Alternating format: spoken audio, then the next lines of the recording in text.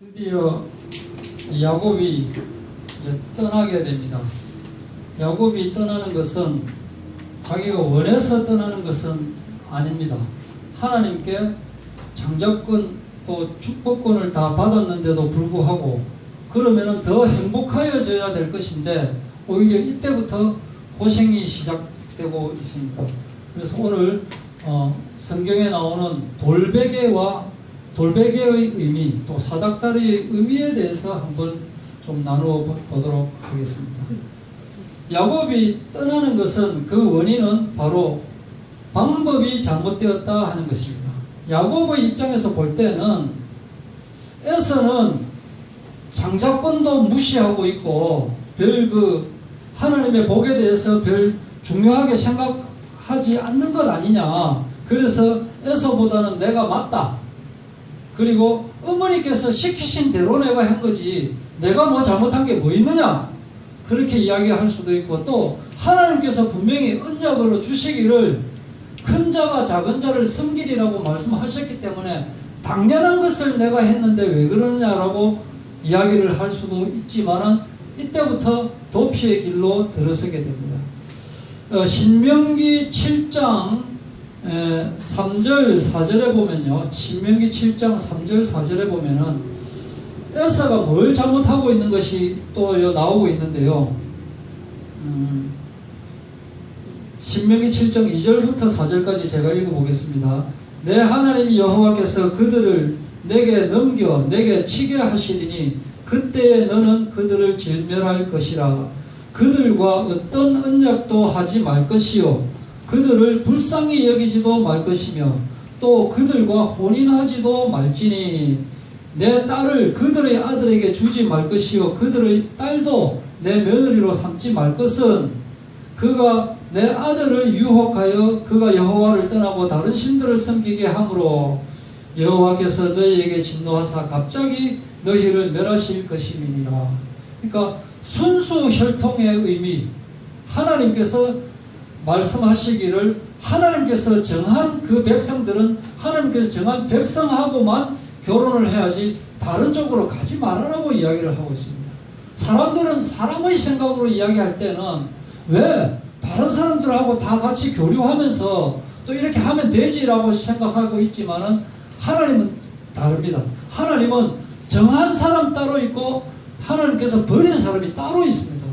그것을 우리가 알아야 됩니다. 그런데 에서는 이 말씀, 이 하나님의 원래 주신 이 말씀을 무시하였기 때문에 자기가 원하든 원하지 않든 간에 그 순수 혈통을 따르지 않고 그냥 마음에 드는 여자를 택하였기 때문에 에서는 자격이 없다.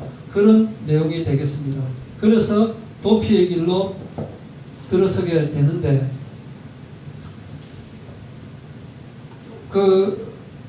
또 드릴 말씀은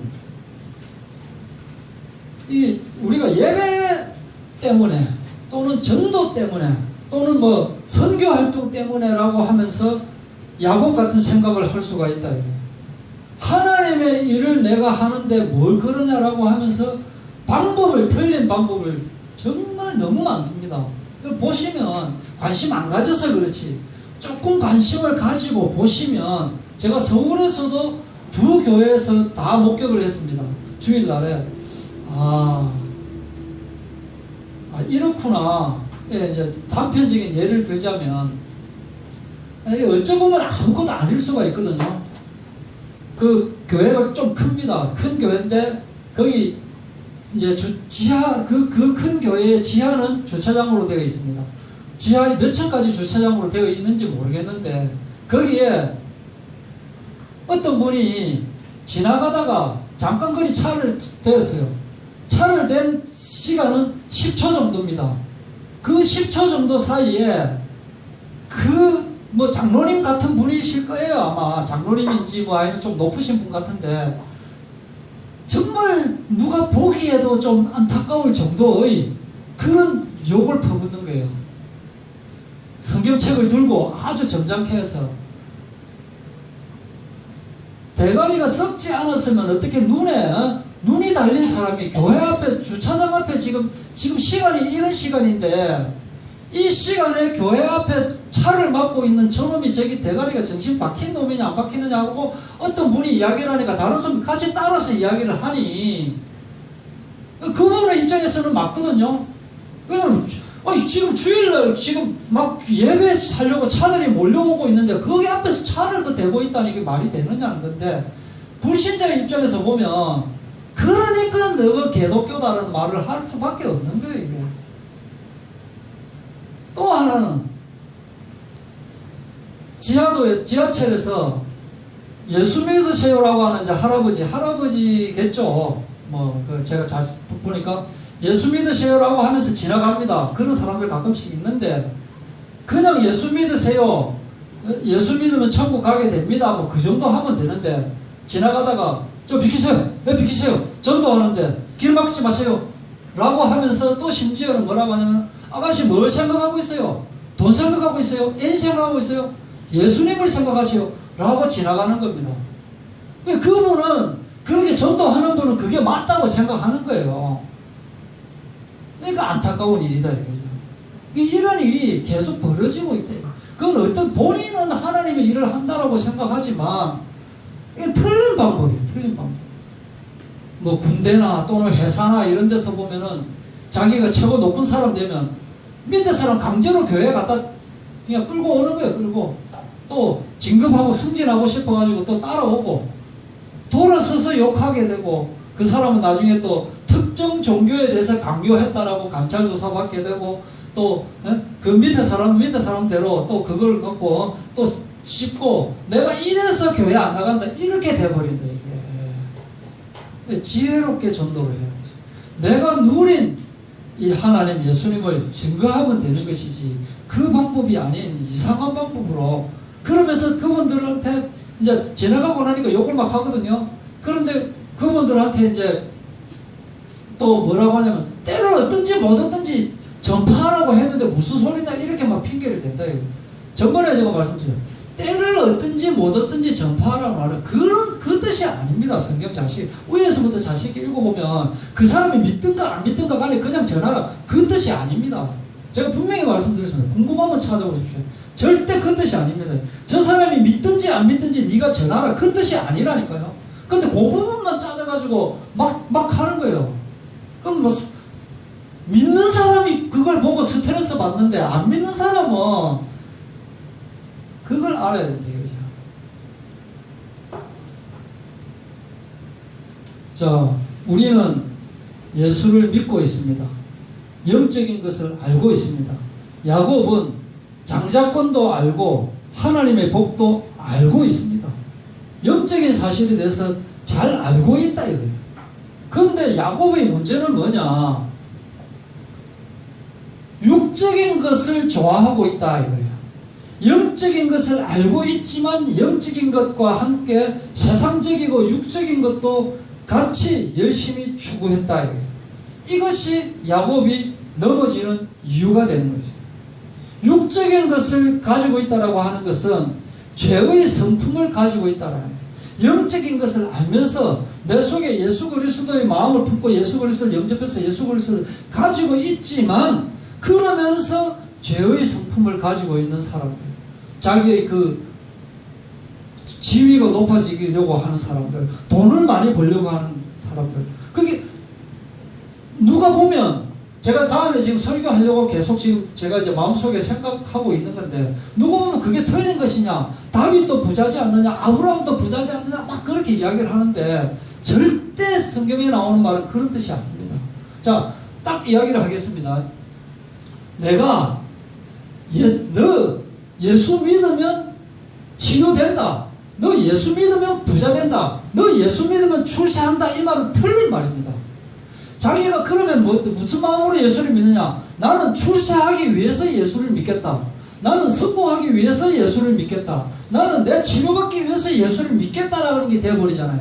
그런데 예수를 믿다 보면 치료 안 될 수도 있어요. 성공 못할 수도 있어요. 그러나 계속 예수를 믿지만, 중요한 것은 뭐냐면은 주객이 전도되어 버리는 거예요. 이렇게 믿는 겁니다. 내가 성공하든 안 하든 예수님을 주인으로 모시겠다. 내가 병이 낫든 안 낫든 간에 예수님은 나의 주인이시다라고 되어져야 돼. 처음에는 그렇게 알고 믿기 시작했다 하더라도 믿다 보면 내가 지금 가난뱅이가 되더라도 내가 전도하는데 아무도 안 믿게 되더라도 나는 전도 활동을 하겠다. 뭐 이런 그게 되면 그 마음을 가지면 나중에 보면 부자가 되어 있는 거예요. 나중에 보면 성공해 있는 거예요. 나중에 보면 내가 언젠가 나도 모르게 나는 예수님만 생각했는데 내가 병이 치료가 되어 있다는 걸 발견하게 되는 거예요. 그것이 간증이지. 내가 치료하기 위해서 예수를 열심히 믿었더니 치료되었다. 그거 아니다. 주객이 전도되고 있는. 그런데 전도를 그렇게 하고 있고 사람들이 그렇게 믿고 있고 하기 때문에 나중에 기도했는데 안 되거든. 그 힘없는 교인들 되어버린다. 힘없는 교인. 힘없는 목사님. 아니 목사님 그렇게 잘하는데 목사님은 도대체 뭐 하세요? 아니 뭐 책에 나오는 그 좋은 이야기, 미국의 무슨 이야기, 뭐 서울의 무슨 이야기, 교회 예배 초창기에 있었던 이야기 말씀하는데 그럼 목사님은 지금 뭐 하세요? 기도하겠습니다. 이렇게 되어버린다. 이렇게. 그게 아니다. 되든지 안 되든지 나는 네가 어떻게 생각하는지 안 생각하든지 그게 중요한 게 아니라 나는 오직 나는 예수 그리스도다. 예수 그리스도가 모든 것이다. 그것만 가지고 있으면 걱정되는 거 하나도 없습니다. 뭐 누가 뭐라 하든지 뭐라 아무것도 예수님이 내 주인이시고 모든 것이 끝나버렸잖아요. 끝나면 다 이루는 거 됐거든요. 주객이 전도되면 안 된다. 야곱은 집을 떠나는데 집 떠나는 것만으로 이 고생이 끝나는 것이 아니고 계속적으로 이제 고생이 이제 막 나오는 거예요. 자기 평생에 이제 고생 가득한 그런 일이 벌어지는 거예요. 야곱이 10절에 보면은 브엘세바에서 떠나 하란으로 향하여 가더니 이 하란이 어디 나오느냐면은 아브라함이 하나님으로부터 불림받아서 떠나라고 한 그곳이 바로 하란입니다. 그러니까 아브라함의 여정과 정반대의 여정을 야곱은 가게 되는 거예요. 아브라함의 고향으로 가게 되는데 길이가 몇 킬로냐 하면은 837km라고 합니다. 837km. 그러니까 서울에서 부산까지가 약 420km 정도니까 서울에서 부산까지 2배를 야곱은 75세의 젊은 청년 야곱은 이제 떠나가는 겁니다.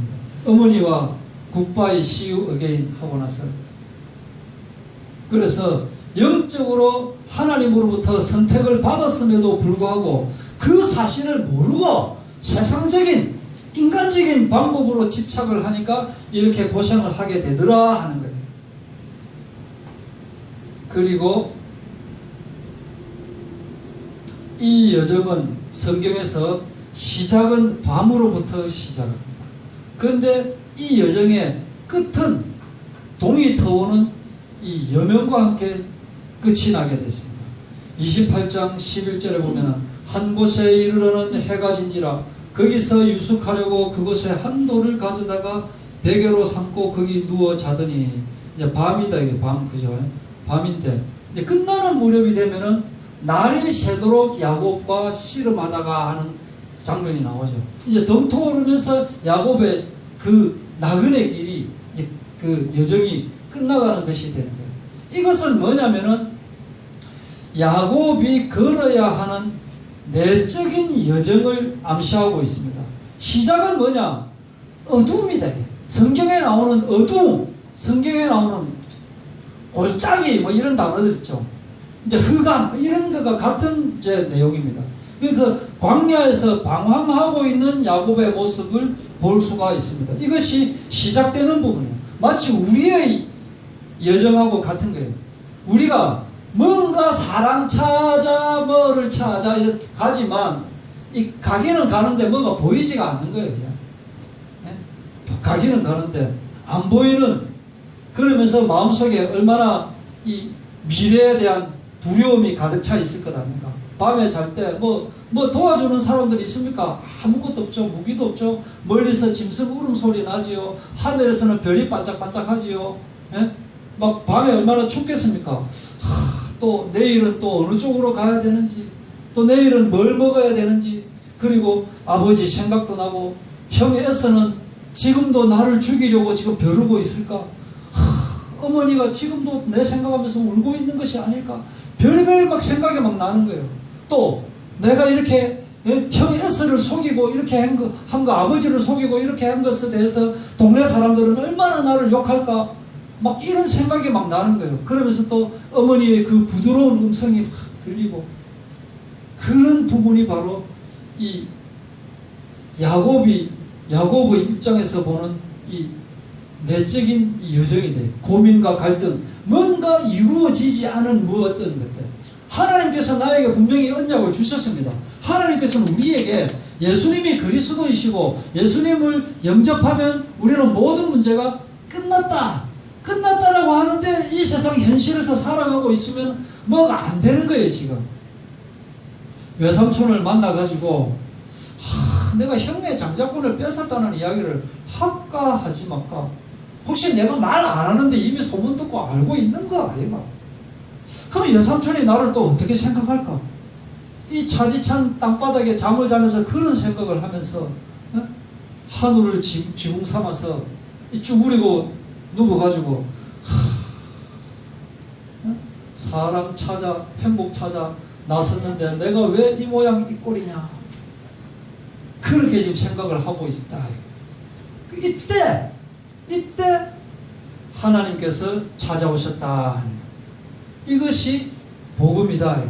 12절에 보면 꿈에 본즉 사닥다리가 땅 위에 서 있는데 그 꼭대기가 하늘에 닿았고, 기적이 일어났습니다. 우리가 절망했을 때 희망이 시작된다. 내 힘으로는 도저히 안 될 때, 절망과 좌절감 속에서 방법이 없을 때 하나님께서 우리에게 나타나신다. 내가 내 힘으로 어떻게 해보려고 하면 절대로 예수님이 나에서부터 역사하실 수가 없는 것입니다. 나는 안 된다라는 것이 완벽하게 깨달아지고 도저히 안 되고 두삼두발 다 들었을 때, 그때 하나님께서는 역사하신다. 사닥다리가 땅 위에 서 있는데, 이 꿈 이야기가 성경에서 꿈 이야기가 이게 두 번째 꿈입니다. 첫 번째 꿈은 이제 아비멜렉한테 나타난 꿈이고, 아비멜렉한테 나타나가지고 이제 이 여자가 부인 남편이 있는 여자인데 왜 너 하려고 하느냐라고 하니, 그게 첫 번째 꿈이고, 두 번째 이게 이제 야곱에게 나타나는 꿈이거든요.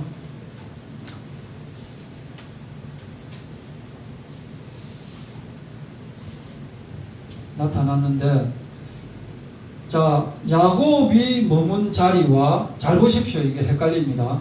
야곱이 머문 자리가 있고, 야곱이 정말로 머문 자리가 있다. 이게 야곱이 머문 자리, 그냥 머문 자리. 야곱이 아무 생각 없이 머문 자리와 진짜로 영적으로 머문 자리, 두 개의 자리가 같은 자리다. 야곱이 아무 생각 없이 그냥 머무는 자리는 육신적인 자리입니다. 야곱이 정말로 머물렀던 자리는 영적인 자리다. 이게요. 자, 11절 보시면은 한 곳에 이르러는 해가 진지라 거기서 유숙하려고 그곳에 돌을 가져다가 베개로 삼고 거기 누워 자는 겁니다. 부모님의 이 따뜻한 보금자리, 맛있는 음식, 이런 거를 다 뒤로 하고 정처 없이 기약 없이 그냥 외로움을 느끼는 이런 자리. 그런데 진짜 야곱이 머물렀던 자리는 11절이 아니고 12절이다. 이 자리에서 하나님을 만났다라는 거예요. 하나님을 경험한 이 자리가 바로 야곱이 정말로 머문 자리. 야곱은 하나님의 아버지로부터 축복받은 것 외에는 자기가 가지고 있던 것이 하나도 없습니다. 그냥 현실은 완전 그냥 진짜 절벽이 돼, 절벽. 현실은 절벽이지만 딱 가지고 있는 것은 뭡니까? 하나님의 복을 내가 가지고 있다라는 그거 하나만 자기가 가지고 있는 거죠. 그런데 실제로 이제 하나님을 보게 돼버린 거예요. 우리 인생도 마찬가지다. 우리가 그냥 머무는 자리는 우리의 죄된 것, 우리의 부끄러운 것, 이 안타까운 환경, 이게 우리가 머무르는 자리다. 뭐 되는 것도 아니고 안 되는 것도 아니고 이것이 우리가 머무는 자리지만 우리가 정말로 머무르는 자리는 어떤 자리냐? 흑암 속에서 빛이 되시는 예수 그리스도가 나의 주인이 되었다는 이 사실이 우리가 정말로 머무르는 자리다. 우리에게 위기가 크면 클수록 오히려 하나님은 우리와 가까이 하신다. 그래서 우리는 영적으로 정말로 머무는 자리에 우리가 머물러 있어야 됩니다. 자꾸 이 세상을 보면서 내 환경을 보면서 그냥 머무르는 자리에 머무르는 것이 아니라 정말로 머무르는 자리에 있어야 된다. 사닥다리를 보게 됩니다. 야곱이 먼저 이 사닥다리를 본 곳은 딱 보니까 땅 위에 쓰이죠. 땅. 그런데 다음 부분은 하늘에 닿아 있다. 하늘에. 그건 뭐냐? 땅은 뭐냐? 땅은 더 이상 희망이 없는, 더 이상 내려갈 곳이 없는 이 야곱의 처지, 인간의 처지가 바닥이다. 바닥. 바닥. 그런데 하늘에 닿아 있다. 이 말이 뭡니까? 하늘이 뭡니까? 하나님이 계신 곳. 하나님을 이야기합니다. 이 비참한 처지가 나의 현실이지만은 우리가 바라보는 것은 바로 하늘이다라는 것을 이야기합니다. 궁극적으로 이 땅에서, 인간이 처지에 있는 이 땅에서 하늘과 연결되는 것, 하나님과 연결되는 것, 인간과 하나님을 연결하시는 분이 누구다? 예수 그리스도예요. 이 사닥다리는 바로 예수 그리스도를 예표하고 있다. 이것이 바로 복음이다라고 합니다. 제일 꼭대기에 하나님이 계신다라고 합니다. 여호와께서 그 위에 서서 이르시되 이것이 복음이다. 야곱의 입장에서는 정말로 아버지로부터 계속 교육도 받았을 것이고 또 하나님께 제사도 이제 드렸을 것이고 수없이 드렸을 것 아닙니까? 아침 저녁으로 그때 이때는 그냥 또 기도도 하고 여러 가지 의식을 행하고 했지만은 실제로 하나님을 만나는 것은 이때가 처음이에요. 75세의 젊은 청년 야곱, 이때가 처음이에요. 개인적으로 하나님을 체험한 적이 없었고 지식으로만 계속 듣고 보고 자라고 그렇게만 했습니다. 그런데 성경에 보면 야곱 스스로 하나님을 찾은 것은 없습니다. 기도하고 하는 장면은 안 나와요. 그냥 가지려고 쟁취하려고는 했지만 야곱이 기도하고 있는 장면은 나오지가 않아요. 그냥 듣고 보고 했는 것으로 자기가 그냥 한 것뿐이지. 그런데 이런 야곱에게 하나님이 직접 찾아오신 것입니다. 이제 도저히 자기를 보호할 아무것도 없잖아요. 어머니도 없고 아버지도 없고 아무도 없는 상황. 이때 하나님께서 만나주러 오셨다는 거예요. 이게 복음이래요. 그리고 말씀을 하고 있습니다. 하나님께서 무슨 말씀을 하느냐? 또 본즉 여호와께서 그 위에 서서 이르시되 나는 여호와니 너의 조부 아브라함의 하나님이요 이삭의 하나님이라. 이 말이 뭡니까? 언약을 주신 바로 그 하나님이시다. 언약의 하나님이시다라는 것을 말하고 있습니다. 그리고 내가 누워있는 땅을 내가 너와 내 자손에게 주리니 경제적인 축복을 약속을 딱 하시는 거예요. 이제 들은 아버지가 기도하면서 했던 그 말씀을 하나님으로부터 직접 듣게 되는 거예요. 그러면서 14절에 내 자손이 모 땅의 티끌같이 되어 생육하고 번성한다 이 말이에요. 네가 서쪽과 동쪽과 북쪽과 남쪽으로 퍼져갈지며 생육하고 번성한다. 충만하게 된다. 땅의 모든 족속이 너와 내 자손으로 말미암아 복을 받으리라. 바로 창세기 1장 26절, 27절, 28절에 나오는 이 말씀을 하나님께서 말씀을 하고 계신 거예요. 직접 나타나셔가지고 야곱에게 아무것도 가지고 있지 않는 야곱에게 이때도 야곱이 받은 것은 하나도 없어요. 그냥 말씀만 받는 거예요. 말씀만. 그러면서 15절에 내가 너와 함께 있어 네가 어디로 가든지 너를 지키며 너를 이끌어 이 땅으로 돌아오게 할지라 내가 내게 허락한 것을 다 이루기까지 이룬다. 세상을 완전히 정복하게 된다. 이 말씀을 생육하고 번성하라, 땅에 충만하라, 땅을 정복하라, 이 말씀을 지금 주시는 거예요. 그러면서 너를 떠나지 아니하리라. 임마누엘을 약속하고 있습니다. 임마누엘. 오늘 주신 말씀, 오늘 낮에 주신 말씀, 태어날 때부터 저주 속에 있는 인간은 절대 선행이나 율법으로 구원받을 수 없다. 그래서 믿음으로 구원을 얻는 복음을 주셨다라고 말씀합니다. 이것은 다른 어떤 방법으로는 되는 게 아니에요. 우리가 아무리 뭐 선행을 한다 한들 하나님께서 주시지 않으시면 우리가 받을 수 없는데 하나님께서 우리에게 한 것이 없는데 주셨다는 사실. 야곱이 이 말씀은 함께 하신다. 이 말씀은 바로 마태복음 28장 20절 내가 세상 끝날까지 항상 너희와 함께 있으리라 하신 예수님의 말씀과 또 같은 말씀이 되죠. 이것이 바로 놀라운 은총이다. 야곱이 착해서 나타나신 것이 아니고 야곱이 잘한 거 하나도 없습니다. 그냥 야곱이 잘한 것은 언약을 붙잡았다는 거 그거 하나인데 우리가 하나님의 사랑을 받는 이유가 뭘까요? 우리가 하나님의 사랑을 받는 이유가 거기에 조건을 달면 안 됩니다.